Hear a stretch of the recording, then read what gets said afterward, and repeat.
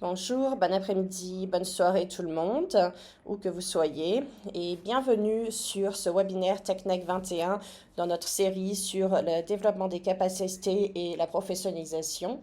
Aujourd'hui, nous allons nous concentrer sur les leçons apprises au niveau du développement des capacités de la chaîne d'approvisionnement et sur l'apprentissage.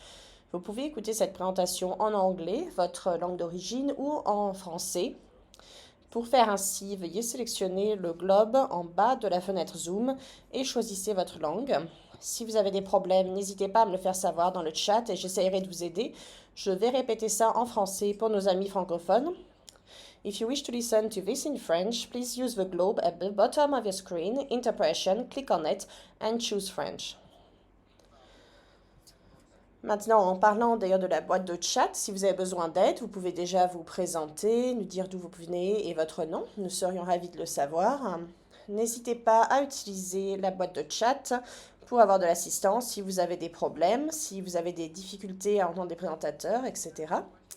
Si vous avez des questions pendant la présentation, n'hésitez pas et n'attendez pas jusqu'à la session de questions et réponses. Vous pouvez les poser à n'importe quel moment dans la zone de questions et réponses. Elle est également disponible en bas de votre fenêtre Zoom. Ces questions, nous y répondrons à la fin de la présentation pendant la session questions et réponses. Enfin, cette session est enregistrée en français et en anglais et nous partagerons les liens vers la vidéo avec vous, comme vous le savez. Et nous partagerons également les diapositives et des documents potentiels qui seront partagés par les présentateurs. J'espère que vous apprécierez cette session et maintenant je vais passer la parole. Merci Alex. Merci beaucoup de nous avoir rejoints aujourd'hui pour ce webinaire. Nous sommes ravis d'être ici et nous sommes ravis d'avoir cette opportunité fournie par TechNet de partager et d'entrer en connexion avec d'autres qui veulent développer des capacités afin d'aider la source de travail de la chaîne d'approvisionnement, ce qui est une de mes passions. Et je pense que c'est vraiment très important pour soutenir des bons systèmes primaires et une bonne vaccination en général. Avant de commencer, j'aimerais présenter les présentateurs du jour. Je vais être rejoint par Tina Rivelana-Rivouche. Tina est un conseiller au niveau de la chaîne d'approvisionnement qui travaille sur le projet Impact, qui est financé par l'UZ et mis en œuvre par PSI et d'autres partenaires à Madagascar. Il travaille de près avec l'unité logistique du ministère de la Santé pour appuyer les capacités et soutenir les activités de la chaîne d'approvisionnement. Aujourd'hui, Tina va nous présenter quelque chose qui s'appelle la stratégie SPAR et la façon dont elle a été mise en œuvre à Madagascar. SPAR, S-P-A-R-S, est un projet une stratégie de développement continu qui combine supervision, formation, outils et lignes directives avec des révisions de performance structurées qui encouragent le progrès et aident à voir les problèmes. Donc j'ai vraiment hâte d'entendre la présentation de Tina sur ce sujet aujourd'hui. Je suis l'autre présentatrice, je m'appelle Rebecca Alban. Je suis un manager des systèmes de santé et je m'occupe du portefeuille de ressources humaines qui inclut beaucoup de travail sur la construction des capacités. Je travaille au niveau mondial. Nous catalysons et nous mettons en œuvre des nouveaux partenariats qui sont liés au développement des capacités sur la chaîne d'approvisionnement au niveau des villages au Malawi, au Mozambique et dans la République démocratique du Congo. Aujourd'hui, je vais présenter notre approche de la professionnalisation dans l'ensemble et ensuite, je donnerai quelques exemples spécifiques de notre travail et des besoins que nous avons et de la façon dont nous travaillons avec nos partenariats. Donc, vous pourrez ainsi voir des exemples de notre travail. Si après avoir écouté ce webinaire aujourd'hui, vous êtes inspiré, que vous voulez entrer en connexion à propos d'un partenariat potentiel, j'adorerais que vous me contactiez et que vous me donniez tous les commentaires que vous ayez sur notre approche également.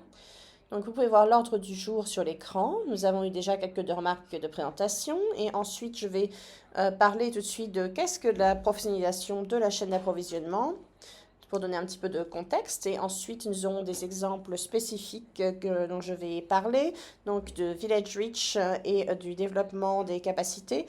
Et ensuite, je passerai la parole à Tina et nous changerons de langue et nous allons passer au français pour sa présentation à propos de la stratégie SPAS. Ensuite, nous aurons pas mal de temps pour poser des questions et des réponses à la fin, afin que vous puissiez nous donner vos commentaires. Diapositive suivante, s'il vous plaît. Et donc voilà, il y en a deux ici. Alors, allons-y. Avant de commencer, je voulais déjà parler un petit peu de ce terme, la professionnalisation de la chaîne d'approvisionnement. Qu'est-ce que c'est? Pourquoi c'est important? Pourquoi est-ce qu'on parle de ça aujourd'hui? Je pense que nous savons tous qu'avoir des services, une livraison de services de vaccination dépend d'avoir une chaîne d'approvisionnement qui est forte. Et qui s'occupe de cette chaîne d'approvisionnement? Ce sont les gens, ce sont les infirmières, ce sont les techniciens de chaîne de froid, etc. Les personnes avec qui nous avons tous une expérience de travail. Et nous sommes dépendants d'eux pour nous assurer que notre approvisionnement est essentiel, que nos vaccins arrivent au bon moment et dans les bonnes quantités. Mais afin que ces professionnels puissent gérer leur approvisionnement et le faire de bonne façon et éviter les ruptures, ils ont besoin d'avoir les connaissances correctes, les bonnes formations et d'avoir une assistance pendant le travail pour continuer à se développer, à développer leurs compétences. Et c'est vraiment ça, la professionnalisation de la chaîne d'approvisionnement. Dans beaucoup de cas, et vous pouvez réfléchir, c'est le cas dans le pays où vous travaillez, nous avons eu des infirmières, des pharmaciens en particulier qui ont un diplôme d'institut, d'université, mais le contenu de leur formation n'a aucun contenu au niveau de la chaîne d'approvisionnement avant qu'ils entrent dans la force de travail. Alors, il y a souvent une déconnexion entre ce qui se passe au niveau académique avec des diplômes, des certificats et ce qui se passe vraiment dans le système de santé, ce dont les gens ont besoin pour apprendre. Donc comment est-ce que nous pouvons nous attendre que les pharmaciens et les infirmières puissent gérer un stock si on n'aura jamais appris à le faire pendant leur cours? Donc ce qu'on voit parfois, c'est des personnes qui n'ont pas été formées pour gérer des inventaires, qui ne savent pas utiliser un système électronique pour gérer les niveaux de stock et en conséquence, les stocks sont mal gérés au niveau des institutions et on voit des ruptures qui ont un effet et qui réduisent la qualité des services. Donc nous fournissons une formation au niveau de la professionnalisation et nous essayons d'identifier ces lacunes au niveau de la formation pour s'assurer que les professionnels de la chaîne d'approvisionnement réussissent et qu'ils aient accès aux informations et à l'assistance dont ils ont besoin tout au long de leur carrière afin de maintenir une bonne résilience et avoir une chaîne d'approvisionnement intégrée. Diapositive suivante, s'il vous plaît. Pour donner un peu plus de contexte sur la raison pour laquelle nous devrions avoir une professionnalisation de la chaîne d'approvisionnement, notre objectif est de créer une pipeline d'experts qui ont des compétences et qui sont formés pour gérer la chaîne d'approvisionnement. Ça, c'est important pour plusieurs raisons. Avoir des experts de la chaîne d'approvisionnement, ça nous permettra, on pourra s'attendre à ce que la chaîne d'approvisionnement soit plus efficace, car nous aurons des personnes qui s'y connaîtront bien. Et ça, c'est vrai pour la chaîne d'approvisionnement, mais aussi pour tous les produits de santé qui sont gérés. On aurait par exemple des meilleures décisions basées sur des données et éventuellement des économies. En localisant notre approche de formation et en utilisant des fournisseurs de services locaux, des universités locales, des fournisseurs de formation locaux, ça réduit le fait que nous devions nous appuyer sur des donateurs et des initiatives externes. Et nous pouvons donner ainsi des opportunités de formation ad hoc qui peuvent exister sur le long terme, ce qui est un de nos grands objectifs. Et ce qui est le plus important, c'est que nous faisons ça non seulement pour être efficace, mais également parce que nous parlons de la vie des gens quand on parle de disponibilité de vaccins. Donc éventuellement, nous faisons ça pour sauver des vies. C'est vraiment ça notre objectif qui nous motive. Diapositive suivante, s'il vous plaît. Ça, c'est un graphique qui a été créé par Village Reach pour aider les gens à visualiser et à voir les différents types d'approches, les différents types d'activités auxquelles nous pouvons nous atteler en parlant de professionnalisation de la chaîne d'approvisionnement. Vous voyez qu'il y a différentes catégories.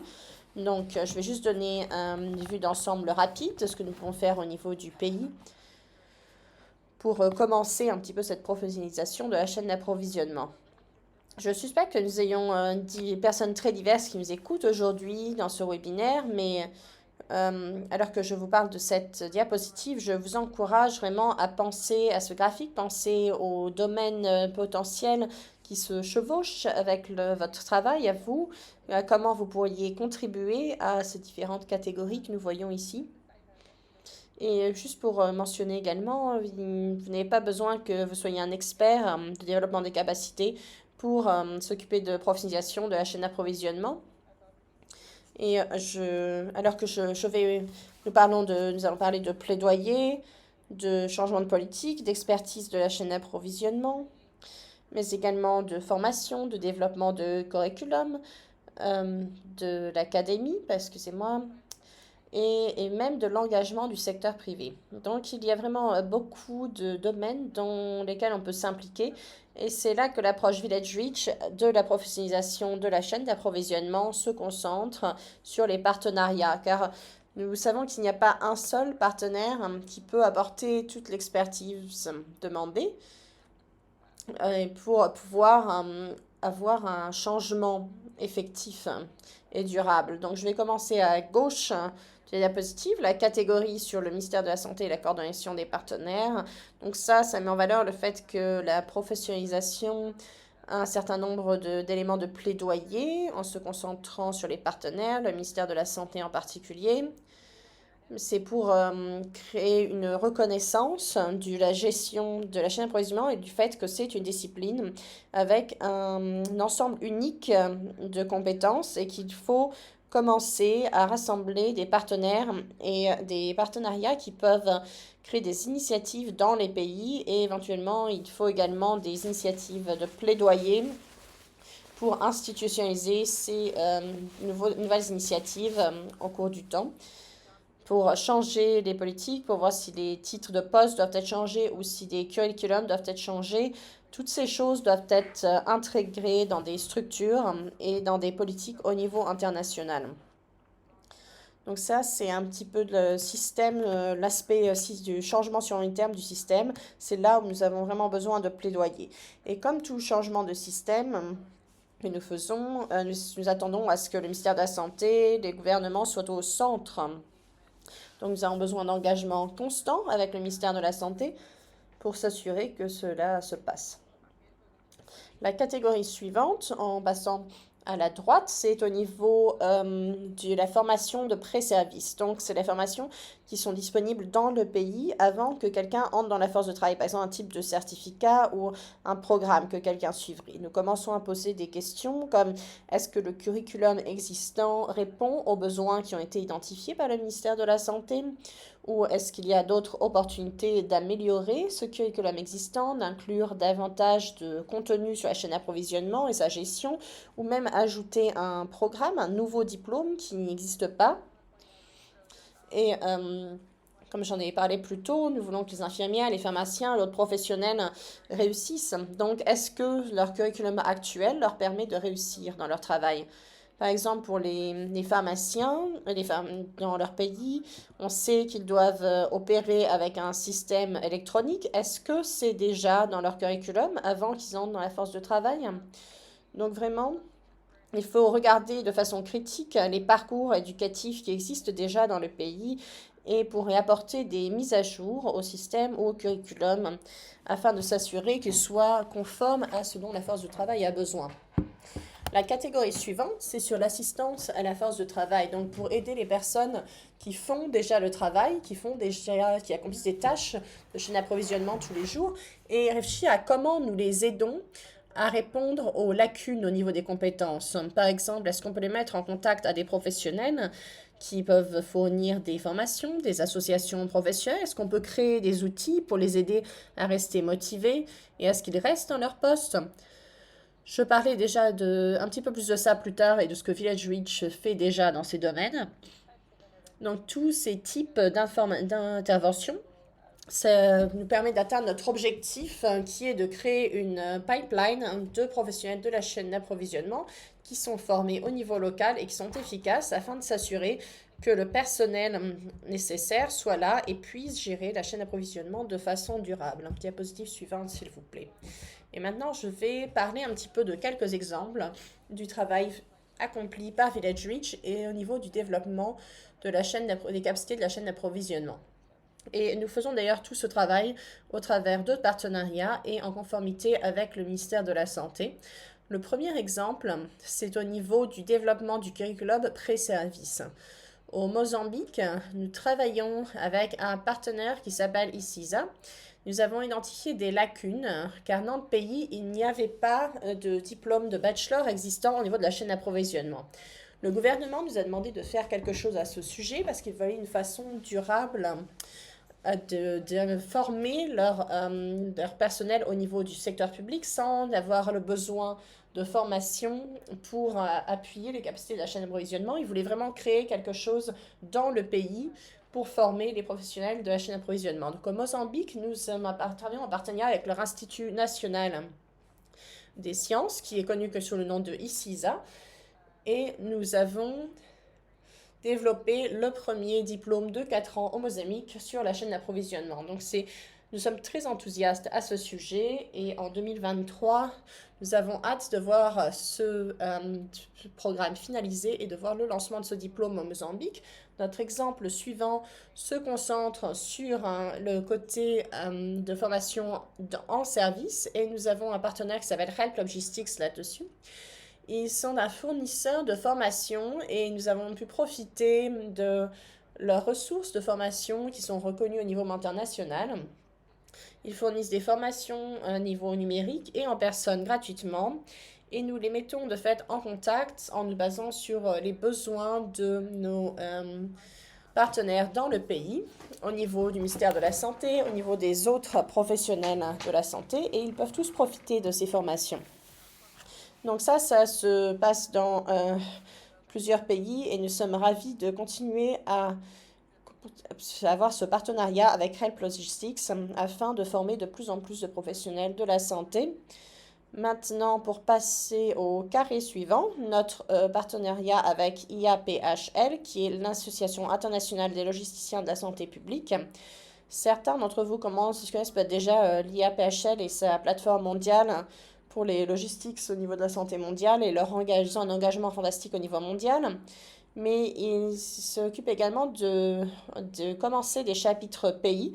Nous travaillons avec eux pour développer ces chapitres pays, pour qu'ils deviennent plus grands, qu'ils soient plus forts, qu'ils soient plus durables.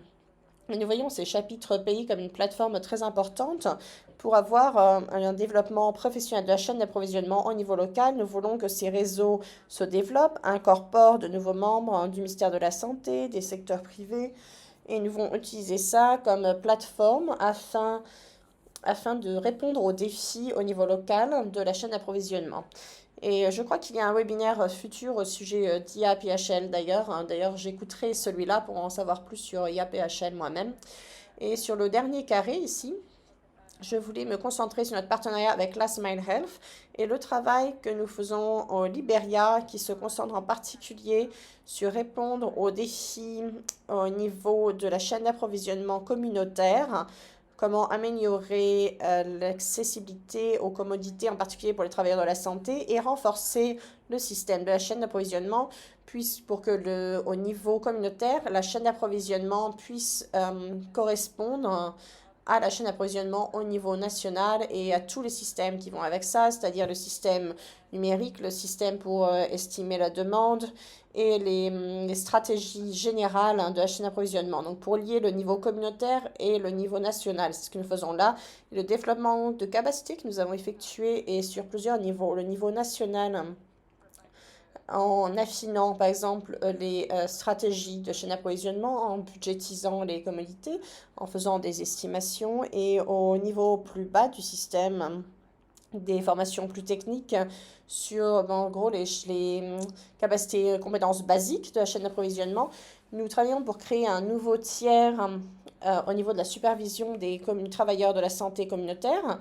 Nous appelons cela des spécialistes de la santé de la chaîne d'approvisionnement qui font des efforts pour former des participants au niveau local dans le secteur public et également les travailleurs de la santé communautaire au niveau de la gestion des communautés. Donc c'est vraiment une approche système très unique. Et voilà, c'est en gros le travail que je voulais revoir avec vous sur ce que fait Village Reach. Sur la diapositive suivante, je voudrais juste passer à nouveau, reparler de la professionnalisation de la chaîne d'approvisionnement d'un point de vue mondial.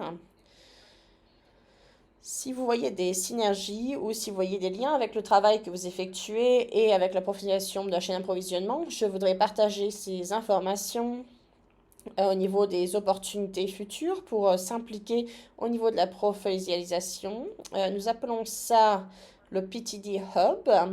Donc, nos partenaires assistent les gens qui délivrent, People That Deliver PTD. Donc, c'est pour établir une nouvelle communauté en ligne, communauté de pratique, afin de mettre en connexion des partenaires au niveau mondial pour échanger des meilleures pratiques au niveau de la professionnalisation de la chaîne d'approvisionnement.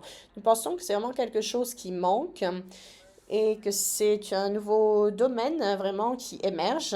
Il y a donc une grosse lacune à ce niveau-là et cela va nous permettre d'échanger des expériences au niveau pays, des recherches, des études de cas sur les travaux qui ont été effectués dans ce domaine afin que personne ne doive commencer à partir de zéro s'ils veulent commencer à travailler dans ce domaine. Il y a beaucoup d'outils qui sont déjà existants et beaucoup de ressources. Et PTD commence à rassembler tout cela. Et nous allons tout mettre dans cet espace collaboratif numérique. Je vous encourage à continuer à garder un œil sur cela et rester en contact pour avoir plus d'informations sur PTD et ce hub et sur la façon dont vous pouvez vous impliquer. Je vous remercie. Diapositive suivante.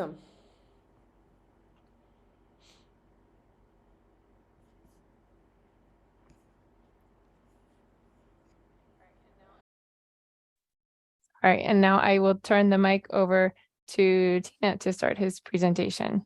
Over to you, Tina. Thank you, Rebecca. Bonjour tout le monde. C'est un plaisir pour nous de participer à ce webinaire. Nous allons parler d'un thème très important pour nous, le projet Impact. C'est un projet appuyé par USAID. Improving the performance of the district warehouses by SPRRS approach Madagascar. Suivant, s'il vous plaît, Jane. Donc, comme dans tous les pays en développement, la chaîne d'approvisionnement en intrants de santé à Madagascar fait face également à de multiples défis, parmi lesquels nous avons particulièrement observé, identifié le manque de capacité des personnels qui gèrent les entrepôts de district à estimer avec précision les besoins de son district, à se conformer au calendrier de réapprovisionnement planifié par l'entrepôt central, à coordonner la distribution des intrants aux formations sanitaires qu'ils desservent, et ainsi pour corriger cette lacune, et aussi afin d'améliorer la pratique pharmaceutique au niveau des districts, Madagascar a opté pour la mise en œuvre de la stratégie SPARS supervision, performance, évaluation, conduite entre octobre 2020 et octobre 2021.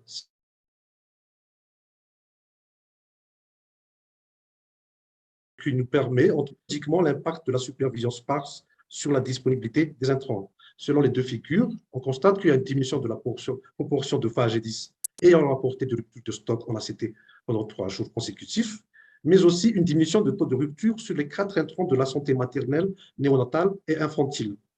Tina? Oui, juste un instant, s'il vous plaît. Nous avons un petit problème avec l'enregistrement. Okay. Oui, vous pouvez continuer. Merci. Sorry about the interruption. Pas de souci. Donc, comme j'ai dit tout à l'heure, nous avons pu constater à travers les enquêtes End-User Verification l'impact de la disponibilité des intrants du paludisme et des intrants de la santé maternelle, néonatale et infantile après la mise en œuvre de cette stratégie depuis 2020. Quelles sont les leçons apprises et les prochaines étapes? Nous avons appris que la capacité d'adaptation face au contexte local, a contribué à la réussite de l'activité. L'outil et la méthode de supervision sparse ont été adaptés à partir de l'outil et du mécanisme de supervision existant déjà au sein du ministère de la Santé.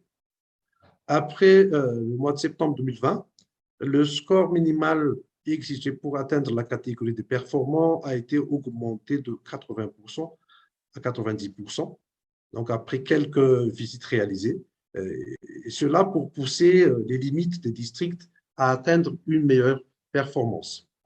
Autre chose, pendant la pandémie, la fréquence des visites a dû être réduite et on a dû favoriser le coaching virtuel de Pagidis.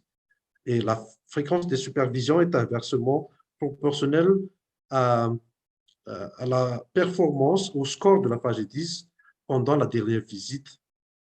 Et en ce qui concerne la pérennisation, l'institutionnalisation de la supervision basée sur l'approche sparse à Madagascar est déjà en cours. Elle a été intégrée dans le manuel de gestion des intrants qui a été mis à jour et validé en février 2022. Le curriculum de formation relative à la gestion des intrants, y compris la supervision sparse, est également en cours de finalisation. Ça va être validé d'ici peu. Et des formations pour les superviseurs régionaux et de districts sont prévues pour qu'elles soient mises en œuvre dans tout Madagascar. Donc, ça concerne les superviseurs, les futurs superviseurs régionaux qui se trouvent dans les régions qui ne sont pas appuyées par USAID et qui ne bénéficient pas donc de cette mise en œuvre de SPARS. Ainsi, aujourd'hui, nous avons pu former 98 superviseurs issus des districts et des régions. Et donc, nous allons étendre la formation vers d'autres régions. En conclusion, la méthodologie basée sur la méthode SPARS et l'outil utilisé sont très pratiques et très faciles à utiliser pour mesurer la performance des entrepôts de district, pour suivre leur progrès à tout moment et pour identifier des plans d'action adaptés par rapport donc à l'évaluation lors des visites de supervision. Le projet Impact va encore appuyer le ministère de la Santé pour documenter ces activités et puis pour continuer à la mise à échelle de cette approche à travers tous les territoires. Ainsi, je termine mon intervention et je vous remercie. Merci.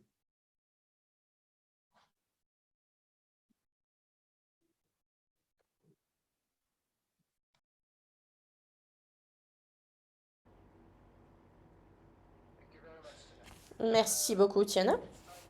Je pense que maintenant, nous avons du temps pour des questions et des réponses. Donc, je vais donner la parole à Jane qui va modérer les questions et les réponses. Jane, est-ce que vous avez accès à la boîte de commentaires questions et réponses? Est-ce que vous pouvez voir les questions? Oui, c'est bon, je peux le voir. D'accord, donc Jane, la parole est à vous et je vais vous laisser distribuer les questions. Juste avant que nous ne commencions les questions-réponses, tout le monde, si vous avez des questions supplémentaires, n'hésitez pas à les poser. Vous avez environ 20-24 minutes. Merci. Merci beaucoup. Merci pour ceux qui ont déjà écrit leurs questions dans le chat. N'hésitez pas à écrire davantage dans la boîte de commentaires questions et réponses, à continuer à poser vos questions. Alors que vous y pensez. Et juste pour me présenter, je m'appelle Jane Briggs, je travaille en tant que conseillère technique au niveau de la gestion des plans de santé. Nous sommes l'un des partenaires dans le consortium du projet Impact que Tina représente de Madagascar. Ce projet est mené par le PSR et je travaille également au niveau mondial, au niveau du MSH. Au niveau médecine et technologie. C'est un très gros projet qui est en train d'être mis en œuvre par MSH et qui est financé par l'UCED. Merci d'être là aujourd'hui et merci de votre intérêt dans le sujet. Rebecca, je crois qu'il y a quelques questions qui sont pour vous. Je pense que vous avez également accès à la boîte de commentaires, mais je vais la lire pour que tout le monde puisse entendre la question. Donc, cette première question, c'est important d'être en conformité avec le ministère de la Santé pour assister à la professionnalisation de la chaîne d'approvisionnement par coordination et formation des services. Mais l'administration des services a également un rôle dans la reconnaissance des professionnels de la chaîne d'approvisionnement comme une pré-profession. Donc, est-ce que vous parlez au gouvernement au sens large pour parler de la professionnalisation de la chaîne d'approvisionnement ou, je veux dire, au-delà du système de la santé? Rebecca, est-ce que vous voulez répondre à ça? Merci pour cette question, Barbara. C'est un point excellent au niveau du besoin d'avoir ce point de focalisation où nous voulons que les professionnels de la chaîne d'approvisionnement soient reconnus comme une profession séparée. Et je peux dire que le plaidoyer doit se passer à ce niveau-là pour que ça se passe. Et nous n'avons pas encore réussi à faire ça dans tous nos travaux, mais nous sommes à l'étape maintenant où le plaidoyer se concentre davantage sur le ministère de la Santé. Nous essayons également de nous étendre à d'autres départements comme les ressources humaines pour voir par exemple comment nous pouvons aligner des différentes capacités académiques, des différents crédits professionnels. Nous ne sommes pas encore au point où nous travaillons avec l'administration des services civils. Notre étape suivante de travail avec le gouvernement, c'est d'intégrer les champions du plaidoyer au niveau du gouvernement. Nous avons commencé à faire ça cette année au Mozambique et au Malawi en particulier. Et certains de nos plans sont sur le long terme. Donc, par exemple, vous savez, les changements systémiques prennent beaucoup de temps. Et donc, le travail que nous avons, c'est de planter les graines pour que de plus gros changements prennent place, pour appuyer les champions de plaidoyer, pour répandre la parole, si vous voulez, au niveau des différents départements qui est nécessaire pour que ces choses se passent. Nous parlons par exemple d'ateliers de plaidoyer pour que des pays aident d'autres pays à voir comment les choses peuvent se passer.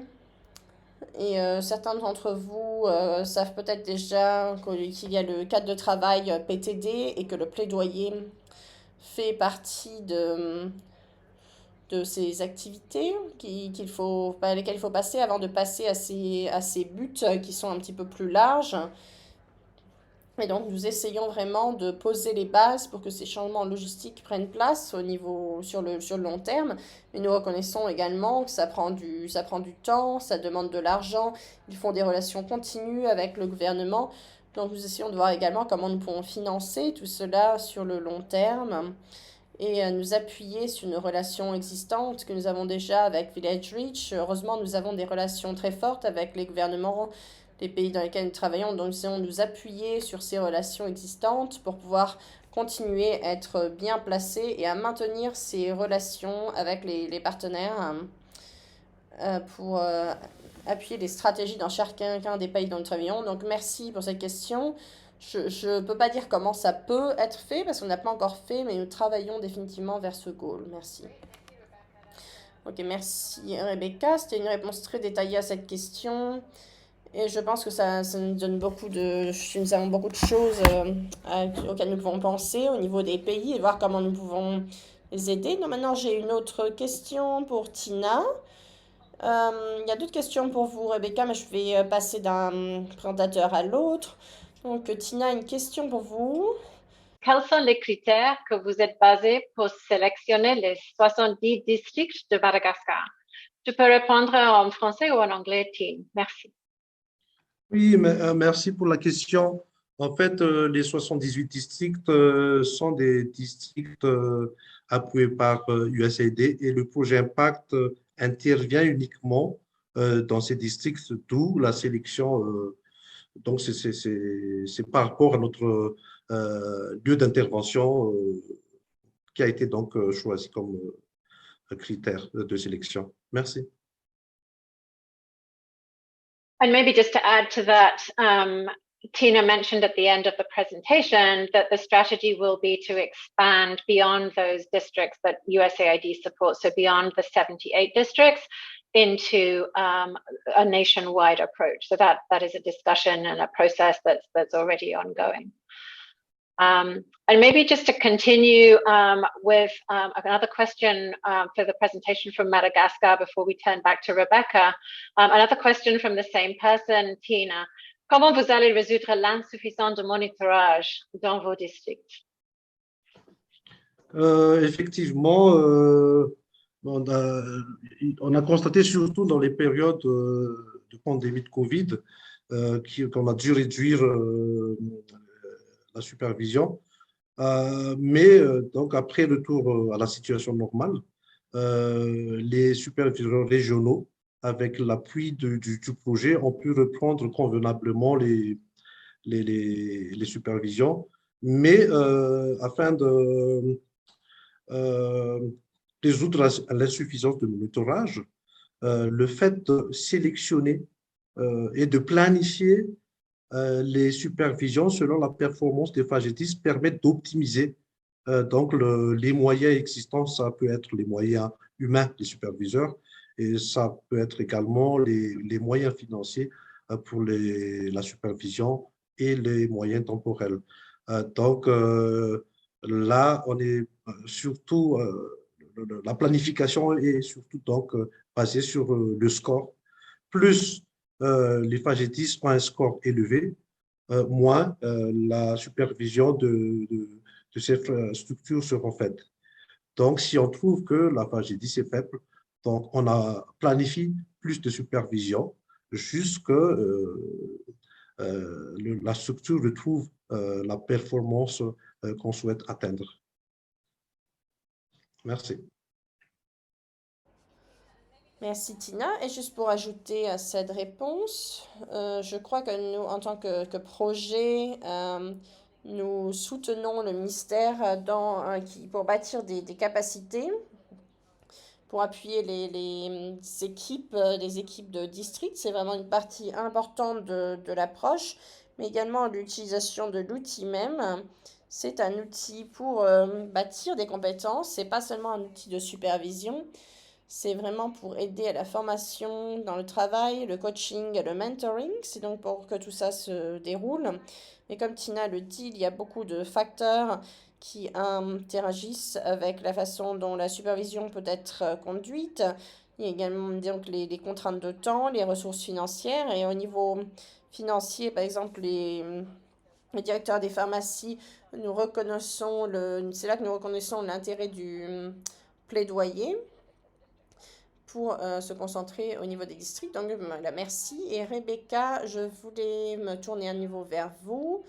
Il y a une question ici au sujet de la reconnaissance du profil des logisticiens de la santé dans les services publics et sur la façon de les connecter à une profession. Comment est-ce que nous pouvons parler de cette incorporation comme à la profession? Est-ce que vous voulez répondre à ça? Oui, merci. Merci Claude pour cette question. Merci à Jen de l'avoir lue. Oui, je pense que c'est directement lié à la question précédente de Barbara. Vous savez, je pense que c'est à nouveau quelque chose que nous considérons, c'est un but global, un but sur le long terme.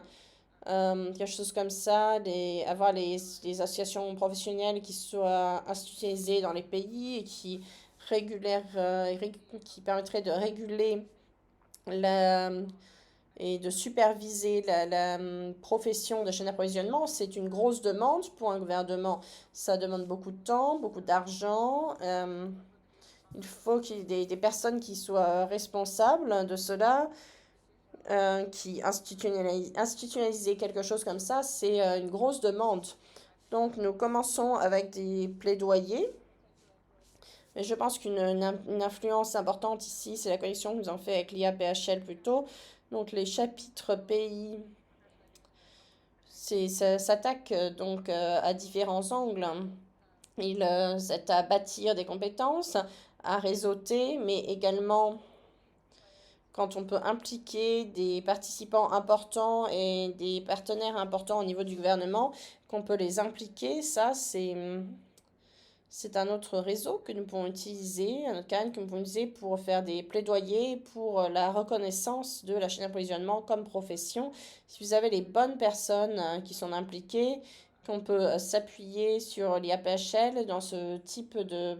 Si on peut s'appuyer sur ce type de plateforme de plaidoyer, je pense que ça peut nous aider à atteindre notre but bien plus vite.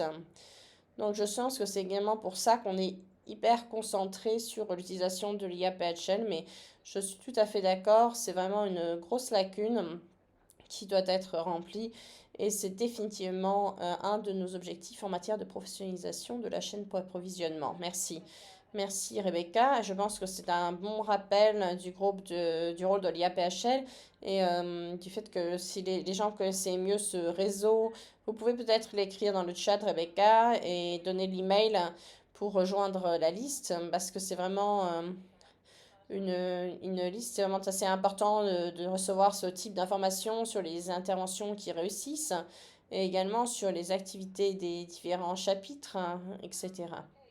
Donc, je vais à présent me tourner vers la dernière question, les questions et réponses sur la liste, qui est de Ila KVA, qui demande est-il possible de nous présenter les grandes lignes de contenu de l'outil de supervision sparse? Cela nous permettra à mieux apprendre les aspects de cet outil qui ont conduit à des performances réalisées au Madagascar.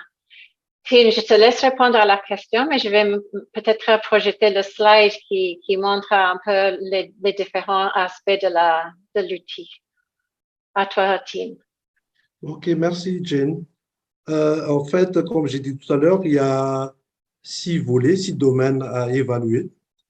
Les 6 domaines, pour les 6 domaines, il y a des questionnaires qui se trouvent dans l'outil de supervision. Par exemple, je peux donner seulement un exemple. On va évaluer si le prestataire, le gestionnaire des stocks de l'entrepôt, remplit les critères de base en termes de niveau d'éducation, formation en informatique, s'il a reçu une formation en gestion des intrants, s'il a des contrats en règle conformes au cahier des charges avec le service de district de santé. On évalue également, si on parle toujours du domaine des ressources humaines, on évalue la connaissance du gestionnaire des intrants sur les bases de la gestion des intrants avec des questions qui seront donc notées. On évalue également si la personne a reçu des formations continues.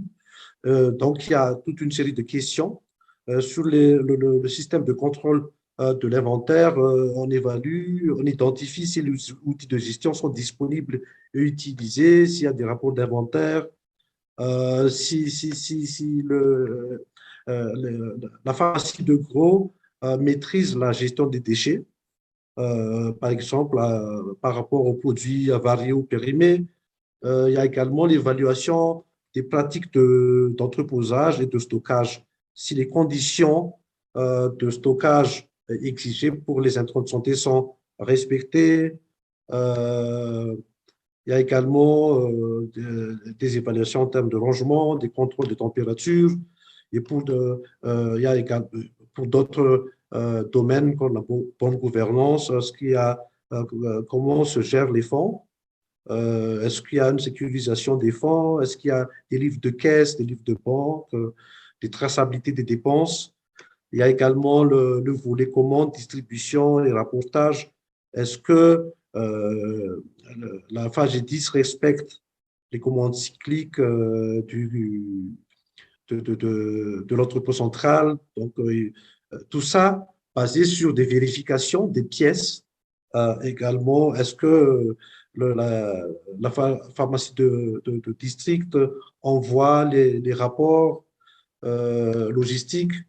Il y a également, par exemple, vérifier également la disponibilité des produits par échantillonnage, que ce soit les produits de programmes médicaux, que ce soit les intrants médicaments essentiels. Donc, c'est toute une batterie de questions qui sont vérifiées avec les outils ou bien les outils de gestion ou bien les pièces pour pouvoir donc attribuer des notes pour chaque domaine. Et puis après, on passe à la classification euh, de la pharmacie visitée en fonction du score qu'il a obtenu. Voilà, merci. Ok, merci Tina pour ça, pour avoir clarifié les différents éléments. Et quand l'équipe envoie un email de résumé avec un lien vers l'enregistrement, nous pouvons également inclure quelques ressources bref, et des éléments des revues par les pairs, des exemples de quand ça a été utilisé en Ouganda, avec des évaluations qui sont très détaillées. Nous pouvons définitivement partager cela avec vous comme ressource. J'ai juste vu qu'il y avait une question dans le chat. Rebecca, vous voulez peut-être y répondre. Quelqu'un a demandé, a posé une question sur la formation en ligne au niveau de la chaîne d'approvisionnement. Est-ce que vous voulez parler de ça, Rebecca? Désolée, je ne vois pas cette question. C'est dans le chat. C'est comment est-ce que vous pouvez avoir accès aux formations en ligne pour la chaîne d'approvisionnement? Il y a beaucoup de fournisseurs de formations sur la chaîne d'approvisionnement qui offrent des formations dites numériques.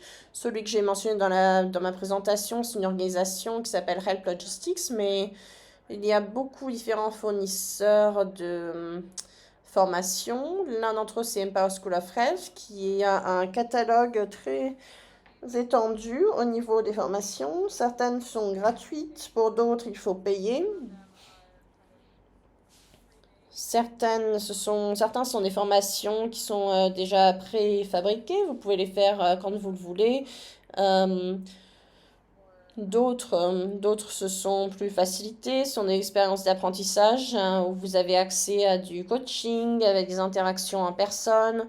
Peut-être que ce que je peux faire dans mon email de suivi, c'est partager quelques liens différents qui fournissent des informations sur les différents types de formations. Mais je sais que beaucoup d'organisations, y compris, je pense que beaucoup d'organisations ont développé des formations en ligne. Je peux aider à faciliter l'accès. Donc il y a définitivement beaucoup et je peux donner plus d'informations par écrit. J'espère que ça vous aide. Je crois que quelqu'un a déjà mis quelque chose dans le chat, donc c'est pour trouver des cours. Hein. J'allais utiliser ça justement, parfait. Exactement, parfait. Donc il y a des bonnes ressources là. Je vois qu'il y a une main levée. Je sais pas si c'est quelqu'un qui voulait réagir sur ce point ou c'est quelqu'un qui voulait poser une autre question. Est-ce que vous vouliez poser une question?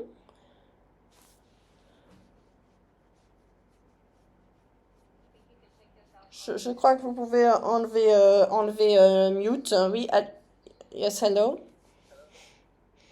Allô? On peut vous entendre, Derek.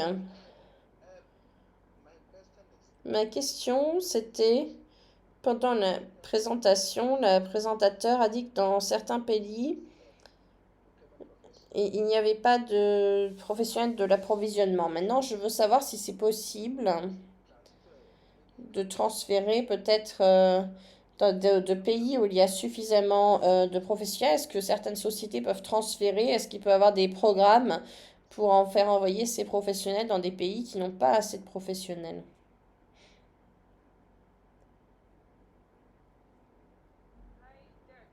Bonjour Derek, c'est Rebecca. Je suppose que c'est une question sur ma présentation. Oui, ce dont je parlais pendant la présentation, justement, c'était au sujet des différentes structures éducatives qui sont déjà en place, des différents curriculums qui enseignent aux professionnels avant qu'ils n'arrivent dans la force de travail. Et vous avez raison, dans certains pays sont plus préparés. Il y a des personnes qui ont reçu davantage de formation en approvisionnement par rapport à d'autres pays qui en ont reçu moins. C'est différent pour tous les pays. Nous ne sommes pas actuellement en train de chercher à faire des collaboration interpays dans ce sens. En tout cas, je n'ai pas entendu parler d'initiatives qui seraient comme celle que vous décrivez, où il y a un partage de professionnels. Mais c'est une idée intéressante, effectivement, une collaboration interpays, collaborer pour standardiser les standards éducationnels, pour qu'il y ait suffisamment de personnes qui s'y connaissent en approvisionnement.